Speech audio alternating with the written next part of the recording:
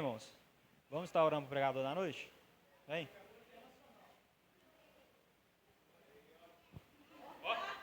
Que isso, hein?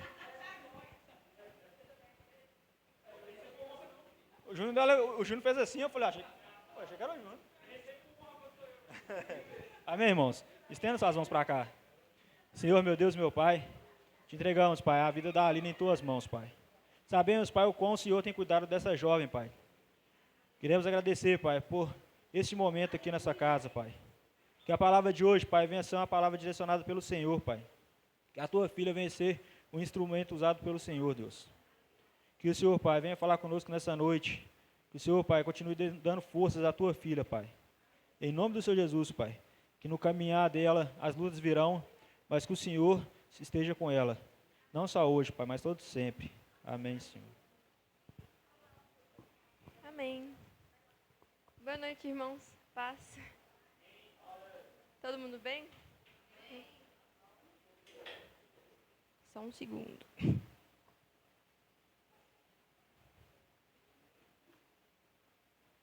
Eu acho que é a primeira vez que eu vou pregar a respeito do que eu tô lendo, tipo mesmo, no meu devocional diário. Porque geralmente Deus sempre fala comigo a respeito de algum tema, algo do tipo. Mas dessa vez, eu tô lendo o Antigo Testamento e Deus falou comigo muito através de um texto aqui de Números. Então, podem abrir a Bíblia de vocês.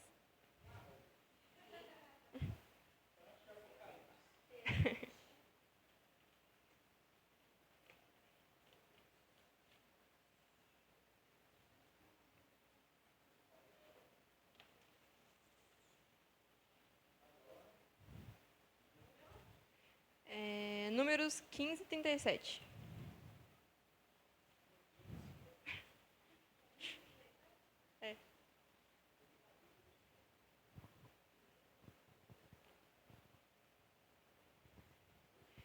Vamos ler o versículo.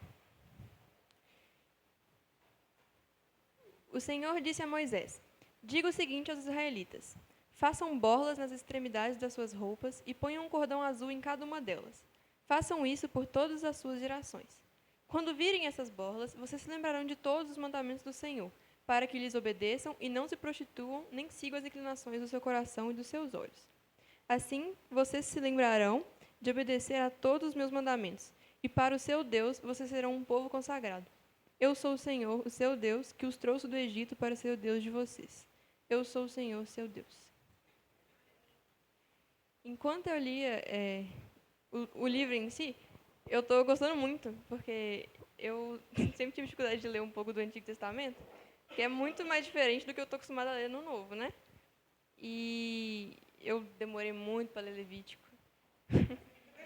E eu fiquei com um pouco de medo de números, sabe? Quando eu comecei a ler e ver aquele tanto de contagem, eu falei, meu Deus do céu. Mas acabou que está sendo o meu livro favorito do Antigo Testamento. Então, para a gente entender esse texto, eu queria dar um contexto geral do livro. Então, o autor de Números é Moisés. E a gente pode ver no capítulo 1, versículo 1, que ele começa a narrar a história de Israel no primeiro dia do segundo mês do segundo ano depois que eles saíram do Egito. E Deus vai lá e ordena o recenseamento, que é a contagem, né, de toda a população de Israel. Que eu anotei aqui que dá no total 603.550 pessoas. Que, na verdade, são só os homens com mais de 20 anos. É muita gente. 603.550. Tá num versículo aí que eu devia ter anotado. E essas pessoas, desse recenseamento, são chamados de a primeira geração do Êxodo. Que todo mundo sabe, né, que eu acho que Êxodo significa saída. Ou seja, essa é a primeira geração de Israel depois que eles saem do Egito. E, por mais que seja um pouco chato ler esse tanto de coisa, porque o Moisés repete muito... Não é você. Moisés repete muito a mesma coisa 12 vezes para as tribos e tal. Isso falou muito comigo a respeito do cuidado de Deus, sabe, com o povo dele. Mostra como que ele organiza todo mundo e dá responsabilidade para cada um. Deus até estabelece o lugar que vai ficar cada tribo em volta do tabernáculo e tal. E eu só peguei essa Bíblia aqui, parece que eu vou usar um negócio muito cabuloso, mas eu só peguei ela porque aqui tem um desenho da organização das tribos, eu achei legal mostrar. Só um segundo.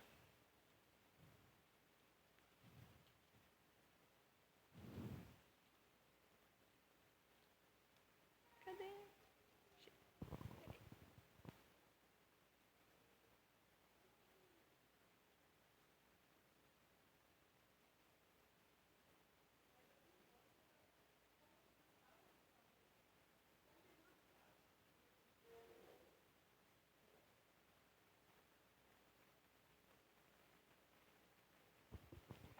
Aí, se vocês observarem, mostra como é que eles ficavam no acampamento, o tabernáculo ficando no meio, cada tribo tinha um lugar certinho de ficar. Os levitas também, também eram divididos entre si, né? Tinham também os lugares certinhos. Na hora de marchar, eles tinham que marchar na ordem certa, saía uma coisa primeiro, depois a outra. E eu achei isso muito legal, porque mostra que, tipo assim, Deus não só tira eles do Egito, e, sabe, se vira aí, gente, agora vocês sobrevivem no deserto de qualquer jeito. Deus continua cuidando deles, sabe? Isso de formas extraordinárias também, tipo, uma nuvem, todo mundo sabe, né, de Deus acompanhando o povo de dia numa nuvem e de noite como uma coluna de fogo, isso. Mandando maná quando eles estavam com fome. Mas, acho que todo mundo sabe também que, apesar disso tudo, Israel era um povo muito incrédulo e ingrato. Lembra até um povo que eu conheço. Então, e eu queria que a gente lesse também um só desses exemplos de Israel sendo muito ingrato com Deus. Tem vários, tem vários, mas eu escolhi um só para a gente ler, que é o que todo mundo conhece, que é a missão de reconhecimento de Canaã, né? Que começa a falar no capítulo 13. Resumindo, basicamente, porque eu acho que todo mundo já leu ou já ouviu essa história. Deus pede para Moisés chamar uma pessoa de cada tribo para ir lá na Terra Prometida e ver como é que ela é. Como é que ele fala aqui? Se a terra que habitam é boa ou ruim, se as cidades são sem muros ou são fortificadas, se o solo é fértil ou é pobre, se as pessoas que vivem lá são fortes ou não, sabe? E vão 12 pessoas lá. E quando eles voltam, eles dão um relatório negativo para Moisés. Na verdade, eles falam que a terra é muito boa, mas que o povo de lá é muito forte e as cidades também são fortificadas. Então, todos esses homens que vão lá, com exceção de Josué e Caleb, espalham esse relatório negativo para o povo de Israel. E a gente vai ler aqui no capítulo 14, versículo 1. Naquela noite, toda a comunidade começou a chorar em alta voz. Todos os israelitas queixaram-se contra Moisés e contra Arão, e toda a comunidade lhes disse: Quem dera tivéssemos morrido no Egito, ou neste deserto, porque o Senhor está nos trazendo para essa terra? Só para nos deixar cair a espada? Nossas mulheres e nossos filhos serão tomados como despojo de guerra. Não seria melhor voltar para o Egito? E disseram uns aos outros: Escolheremos um chefe e voltaremos para o Egito. Quando você vai lendo na ordem certinha lá, Êxodo e tal, ler uma coisa dessa deixa a gente muito revoltado. Fala se não deixa. E se deixa a gente revoltado, imagina Deus. Como é que ele deve se sentir, né? Enfim. Vamos continuar, versículo 5. Então Moisés e Arão prostraram-se com o rosto em terra, diante de toda a assembleia dos israelitas. Josué, filho de Num, e Caleb, filho de Jefoné, dentre os que haviam observado a terra, rasgaram as suas vestes e disseram a toda a comunidade dos israelitas: A terra que percorremos em missão de reconhecimento é excelente. Se o Senhor se agradar de nós, ele nos fará entrar nessa terra, onde há leite e mel com fartura, e dará a nós. Somente não sejam rebeldes contra o Senhor, e não tenham medo do povo da terra, porque nós os devoraremos como se fossem pão. A proteção deles se foi, mas o Senhor está conosco. Não tenham medo deles. E da mesma forma que eu fico muito impressionada com a incredulidade da maioria do povo, eu também fico muito impressionada com o tamanho da fé desses dois aqui. Mas a comunidade toda falou em apedrejá-los. Então a glória do Senhor apareceu a todos os israelitas na tenda do encontro. E o Senhor disse a Moisés: Até quando esse povo me tratará com pouco caso? Até quando se recusará a crer em mim, apesar de todos os sinais que realizei dentre eles? Eu os ferirei com praga e os destruirei, mas farei de você uma nação maior e mais forte do que eles. Agora, essa parte, eu queria que todo mundo prestasse bastante atenção, que é a minha parte favorita do texto. Moisés disse ao Senhor: Então os egípcios ouvirão que, pelo teu poder, fizeste esse povo sair dentre eles, e falarão disso aos habitantes da terra. Eles ouvirão que tu, ó Senhor, está com esse povo e que te vem face a face, Senhor. E que a tua nuvem paira sobre eles e que vais adiante deles numa coluna de nuvem de dia e numa coluna de fogo de noite. Se exterminares esse povo, as nações que ouvirem falar do que fizeste dirão: O Senhor não conseguiu levar esse povo à terra que lhes prometeu em juramento. Por isso os matou no deserto. Mas agora que a força do Senhor se manifeste, segundo prometeste. O Senhor é muito paciente e grande em fidelidade, e perdoa a iniquidade e a rebelião, se bem que não deixa o pecado sem punição, e castiga os filhos pela iniquidade dos pais até a terceira e a quarta geração. Segundo a tua grande fidelidade, perdoa a iniquidade desse povo, como este povo tens perdoado desde que saíram do Egito até agora. Por enquanto, só até aí, gente. E eu escolhi essa parte aqui para a gente ler, porque, para mim, ela resume bem todos os temas principais do livro de Números. Que eu coloquei alguns aqui, que falam na Bíblia de Estudo também. Primeiro, a gente pode ver claramente Moisés falando a respeito da misericórdia, da fidelidade de Deus, mas também da sua justiça, né, no versículo 18. Deus é muito paciente com Israel, sempre, várias vezes. Se a gente ler alguns capítulos antes, a gente vai ver o povo reclamando do maná,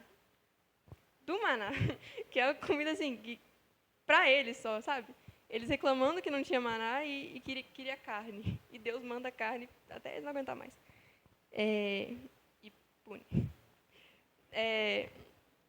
E, tipo assim, a gente vai vendo isso e ficando, Deus, como é que o Senhor consegue, perdoar isso, sabe? E Deus, ele só pune Israel depois de muito tempo de paciência, e isso é muito lindo de ver. Mas também não deixa de ser justo e de punir o pecado. Tem uma frase na Bíblia de Estudo que eu anotei que eu achei muito bonita.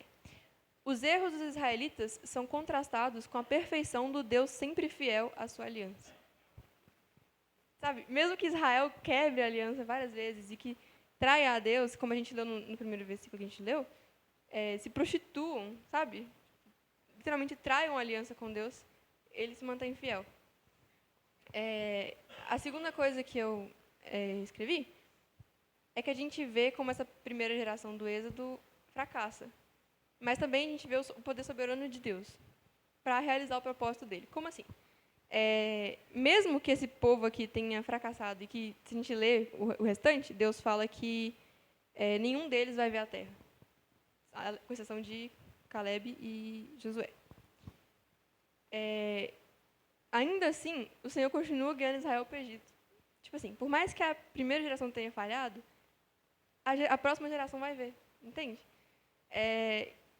Então, os propósitos de Deus não vão falhar, mesmo quando o seu povo fracassa, porque Deus é soberano. E eu achei isso muito doido.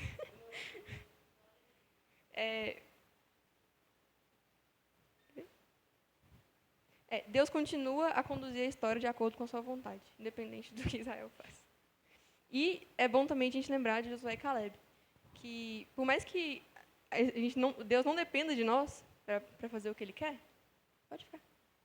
Por mais que Deus não dependa de nós para fazer a vontade dele, nós dependemos dele, né? A gente vê ele recompensando Josué e Caleb por ter sido obedientes e confiar nele, sabe? Então, sabe? Eu quero dizer que vale a pena a gente se dedicar a Deus, entende? Vale a pena a gente ser obediente e confiar nele. Por mais que ele não dependa de nós dependemos dele. E que ele também não vai deixar, sem recompensa. Nós vamos pro céu com ele, sabe? Agora, voltando para o texto que a gente leu primeiro, porque isso aqui foi mais um contexto. A gente viu agora, então, como que o povo de Israel era e como que Deus lidava com ele, né? Tratava com ele.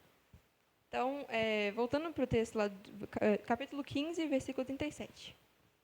O Senhor disse a Moisés: Diga o seguinte aos israelitas: Façam borlas nas extremidades das suas roupas e ponham um cordão azul em cada uma delas.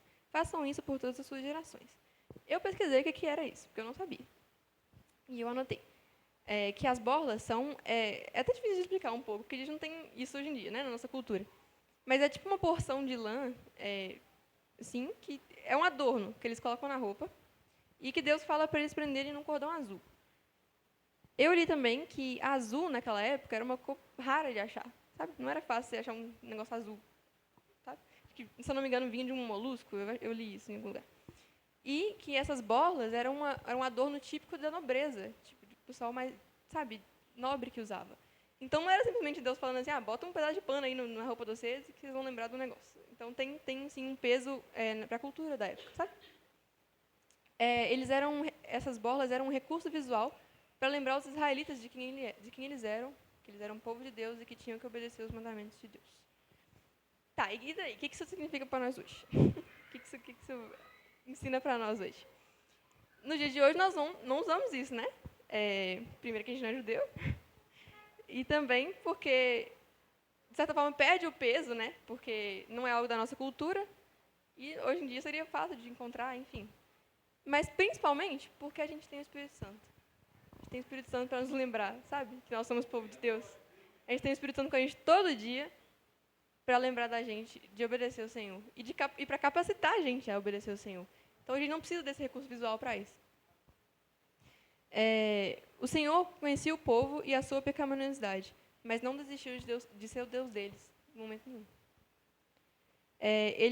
Isso eu acho legal. Olha, Deus ordenou uma forma de para Israel, para o povo lembrar de obedecer ele. É tipo assim, vou colocar esse negócio aqui para vocês mesmos, sabe? Tomar vergonha na cara e me obedecer. Ele mesmo teve esse cuidado, em vez de, tipo, só deixar para lá. Entende? Ele viu como é que... Ele sabia que Israel era pecaminoso, assim como nós somos, e não deixou isso para lá. Ele, tipo, tratou disso, entende?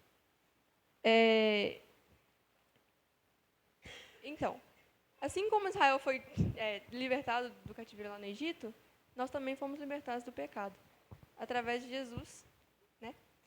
E é o mesmo Deus que fez as duas coisas, sabe? Então, a gente foi libertado pelo Senhor para ser o seu povo, para ser a sua igreja. E ele ser o nosso Deus, como ele fala ali no versículo 41. Vamos ler o versículo 41 de novo. Eu sou o Senhor, seu Deus, que os trouxe do Egito para ser o Deus de vocês. Eu sou o Senhor, seu Deus. É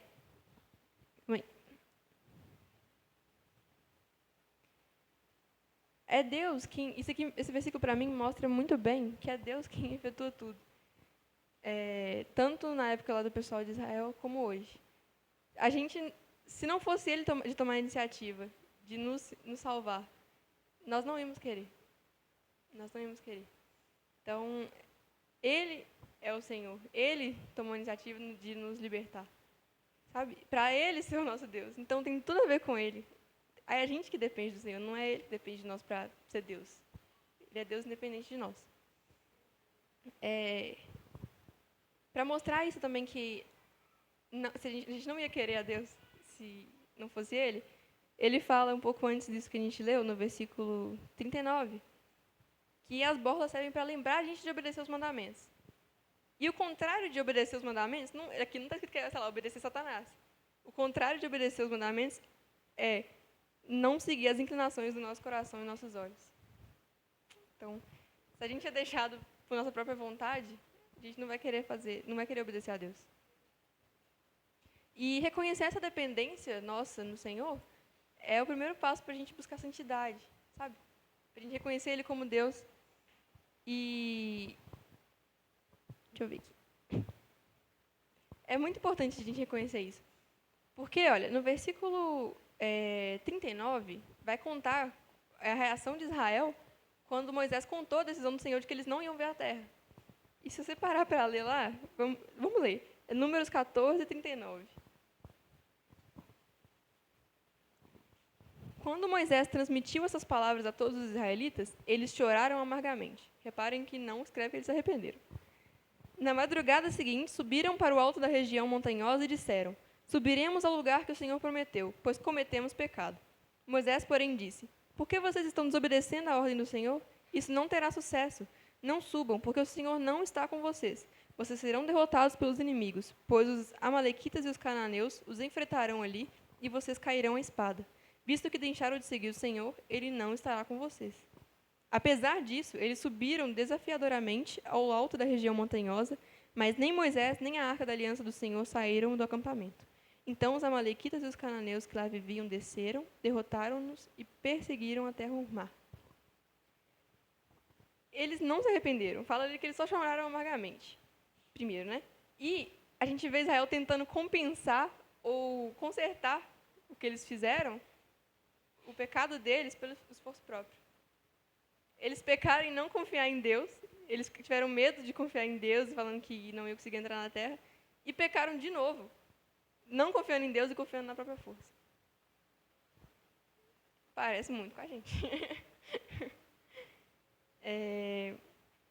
Eu sinto muito medo lendo isso, porque por mais que eu fique muito... a gente fica, meu Deus, por que Israel está fazendo isso? Eles estão vendo um tanto de trem. Nós também somos desculpáveis. E muitas das vezes a gente se comporta exatamente como Israel. Sabe? Eu queria ler agora, para quase finalizar, Hebreus. Hebreus é um livro que eu gosto muito também. Hebreus 3, 12.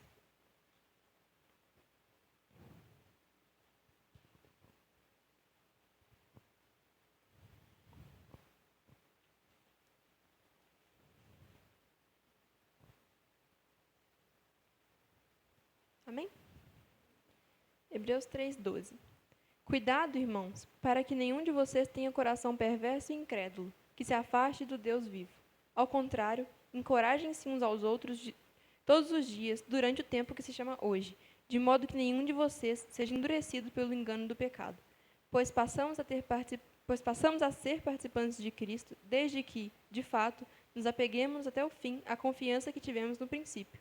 Por isso é que se diz, se hoje vocês ouvirem a sua voz, não endureçam o coração, como na rebelião. Se referindo ao que nós lemos em Números. A gente viu que a raiz do pecado de Israel era a incredulidade. E de todo pecado é assim também. Se a gente parar para observar.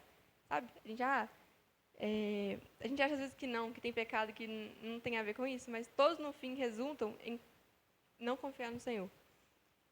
E o texto de Hebreus fala para a gente tomar cuidado e se encorajar para a gente não ser endurecido pelo engano do pecado.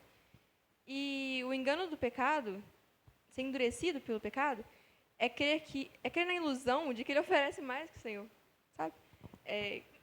Eu sei que eu tenho uma coisa errada, mas eu vou continuar fazendo porque eu acho que isso aqui vai me dar mais proteção, Deus.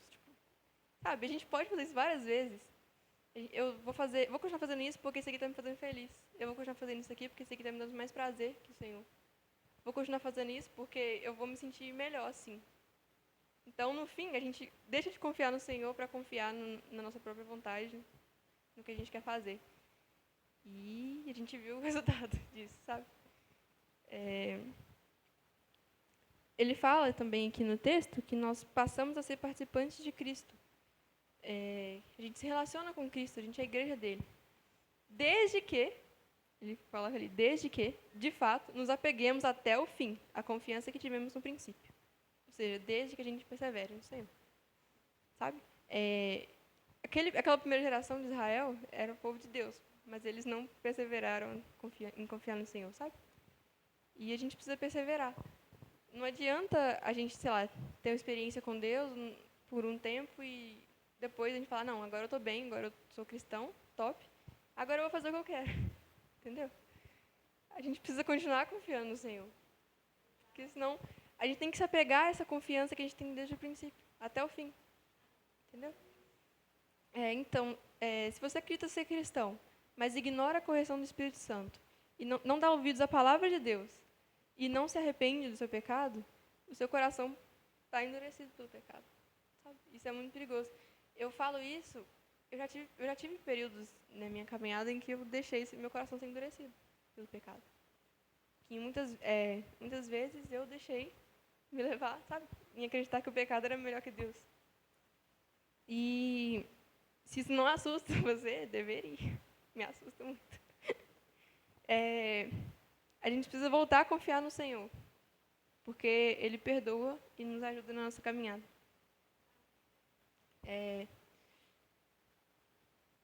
O pessoal de Israel, a segunda geração de Israel, que é a próxima, depois dessa aqui, que é a que vai entrar na terra e tal, eu li que o propósito de Números, Moisés escrever Números, foi para encorajar essa geração a ser fiel ao Senhor. Então, lendo, eles provavelmente leram isso aqui. Então, a segunda geração de Israel se tornou indesculpável. Nós hoje temos a palavra toda aqui para ler, sabe? E a gente é indesculpável. Entende? Nós precisamos ser fiéis. A gente tem muito exemplo daqui, sabe? A gente só não vai obedecer ao Senhor se a gente realmente não quiser, porque não tem desculpa mesmo. Então, o que eu queria deixar para os irmãos essa noite é que a gente precisa ouvir o Senhor. A gente precisa ouvir o Senhor. E por onde que o Senhor fala? Através da palavra dele. Sabe? A gente precisa ouvir o Espírito Santo. Quando a gente está fazendo uma coisa errada e ele vai lá e incomoda a gente precisa ouvir. A gente precisa ouvir os nossos pastores. Lembra que eu falei do cuidado de Deus com o povo em organizar as coisas certinhas e tal? Para mim, um dos exemplos mais claros do cuidado de Deus com a igreja é ter estabelecido os pastores. Sabe? E a gente, graças a Deus, tem 2 pastores que a gente pode confiar também, que a gente sabe que são exemplos de cristãos. A gente sabe que são exemplos de cristãos. E a gente precisa ouvir eles também, quando eles aconselharem a gente.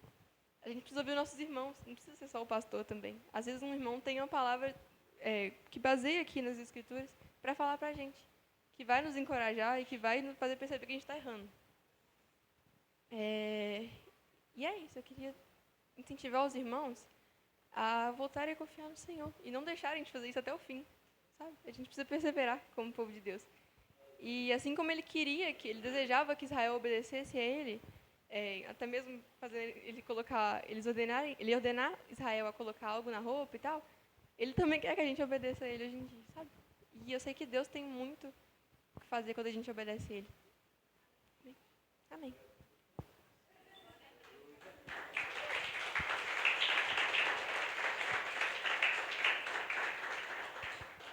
Leiam Números.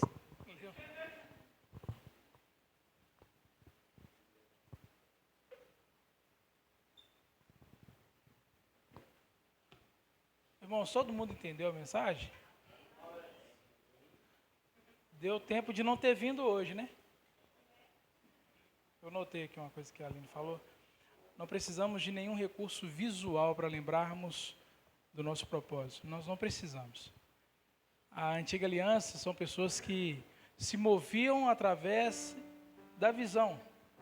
Imagina, gente, no calor do deserto, uma nuvem, no frio do deserto, uma coluna de fogo, e o povo mesmo assim não creu. Hoje nós não temos uma coluna de fogo, mas nós temos todo o relato, todo o dossiê do que aconteceu lá atrás.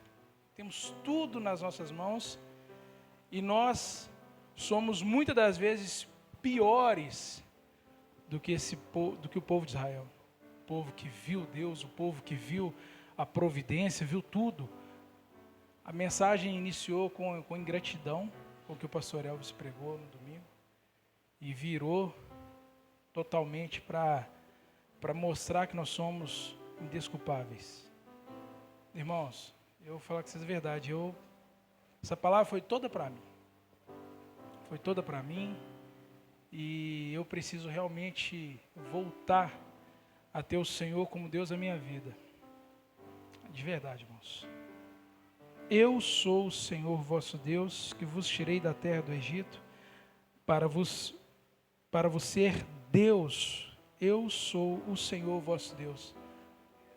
Se nós não obedecermos, irmãos, nós achamos que Ele é nosso Deus. Não, misericórdia, irmãos. Misericórdia. A gente não precisa de nenhum recurso visual. Precisamos só de olhar para dentro. Olha só, isso nos torna mais indesculpáveis ainda. A gente não vê uma coluna de fogo, a gente não vê aqueles milagres que nós ouvimos falar através da palavra de Deus, não é verdade? Mas nós sabemos quem é nosso Deus. Hoje a coluna de fogo, ela mora em nós. O Espírito Santo, ele mora em nós. Eu vou repetir uma frase que eu falo aqui direto. Não existe lugar mais perto do que dentro. Meu Deus do céu. Olha, eu vou dar uma dica para os irmãos, para todo mundo. Não finge de bobo, não acha que essa palavra não foi para você, não foi para você.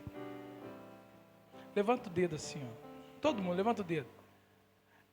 Essa palavra foi para quem? Vamos colocar em prática, irmãos. Em nome de Jesus. Não vamos romantizar, achar que a gente está top, que a gente não está não. A gente precisa voltar para o Senhor. Meu Deus do céu. A Aline falou aqui que ainda bem que, meu Deus do céu, ainda bem que Deus mandou vocês aqui. Porque eu estou aprendendo com vocês, irmãos. Nem eu, nem o pastor Elcio, a gente é exemplo para vocês, não. É Cristo. A gente é igualzinho vocês, batalhando para ser pessoas melhores. Não que a gente não santifica. Não vá ao extremo, por favor, tá, irmãos? Mas tirando o nome, título, Deus livre guarde, pastor, nós somos ovelhas. Sabe quem que é diferente no nosso meio? Quem que é diferente no corpo? É Cristo. Ele é o cabeça. A gente é igualzinho. Igualzinho. Vamos voltar para o Senhor, irmãos? Nossa. Será que quarta-feira que vem vocês vão estar aqui de novo? Porque a gente vai dando as oportunidades, né, pastor? Arthur quebrou a gente quarta-feira passada. Aí vamos dar uma oportunidade para a Aline. A Aline vai e quebra a gente também. Misericórdia. Eu não ouço aqui uma mensagem que, oh, glória a Deus, você é uma bênção. Vamos ficar de pé, irmãos? Irmãos, eu quero agradecer a todo mundo que veio hoje. Eu sei que não é fácil, de verdade. Mas é muito bom a gente ser consertado um pouquinho a mais, né? Todo mundo chegou aqui com um defeitozinho, vai sair melhorado. Mas continue perseverante, irmãos. Jesus ele vai voltar e a gente, como corpo, como igreja, a gente precisa ser moldado, transformado. Não é fácil, não é verdade? Dói, irmãos, a correção dói. Meu Deus do céu, eu achei que eu estava melhor um pouquinho. Eu percebi que preciso de andar muito, fazer muita coisa. Mas graças a Deus, por Cristo Jesus e pela sua palavra, que a gente está sendo moldado. Amém, irmãos? Aqui não falta de culto, não. A SEB continua vindo, é o ano do conhecimento e nós precisamos crescer em graça, em conhecimento. Quero agradecer o Dudu que veio aqui nos visitar hoje. Esse moço de vermelho aí é nosso amigo, viu, irmãos? Nós nos conhecemos há muito tempo e graças a Deus ele está aqui, é uma honra. Amém? Seja bem-vindo. Ai, nossa. Amém, meu querido. Amém. Uma bênção, uma pessoa que inspira a gente. Vamos adorar o Senhor com essa última canção para a gente ir embora, em nome de Jesus? Pastor, pega a bateria.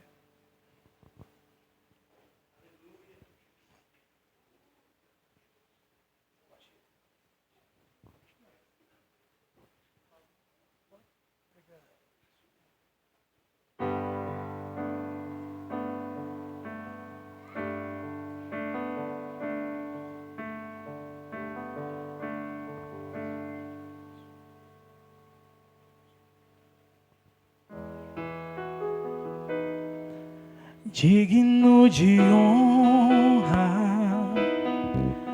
e louvores, levantemos nossas mãos, te adoramos, ó Jesus.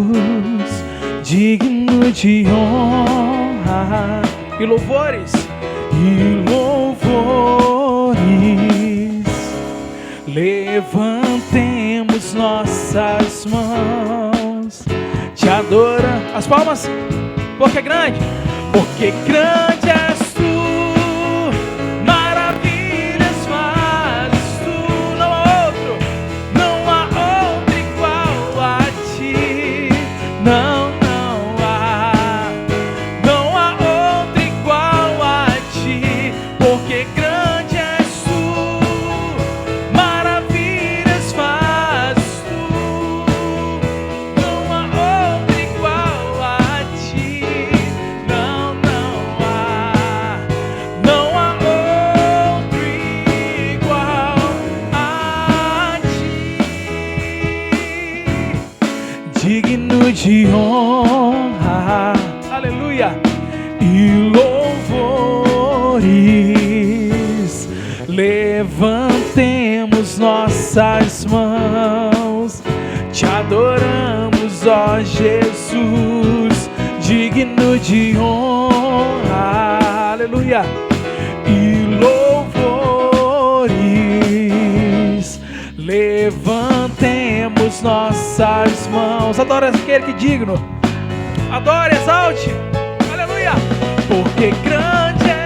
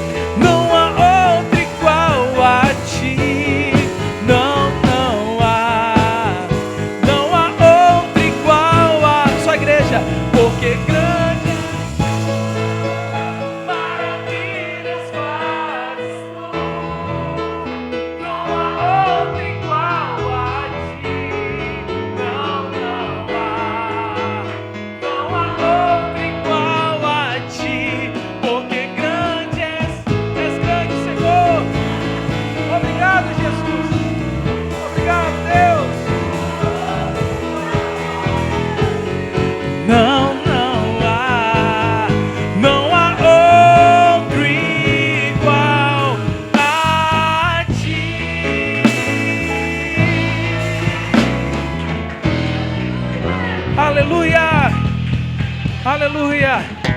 Te agradecemos, Senhor, por esse momento, esse curto momento em que nós separamos para adorar o Teu nome. Deus, em nome do Teu Filho amado Jesus Cristo, sairemos aqui, Pai, sairemos aqui desse lugar, Deus, comprometidos com a Tua palavra, comprometidos com a Tua verdade, meu Deus. Pai, em nome de Jesus Cristo, nós tomamos posse de cada palavra que saiu desse altar, meu Deus. Profetizo, ó Pai, que todos, ó Pai, cumprirão essa palavra, meu Deus. Em nome de Jesus, nos aceite como povo Teu novamente, Senhor. Nós queremos colocar o Senhor como Deus das nossas vidas, como governador das nossas vidas, meu Pai. Em nome de Jesus, te agradecemos pela Tua presença. Obrigado, Jesus. Obrigado, Jesus. Estenda as suas mãos. Que o amor de Deus, que a comunhão do Espírito Santo e que a paz do nosso Senhor e Salvador Jesus Cristo seja sobre cada um aqui nessa noite. E de em paz que o Senhor vos acompanhe. Amém, amém e amém.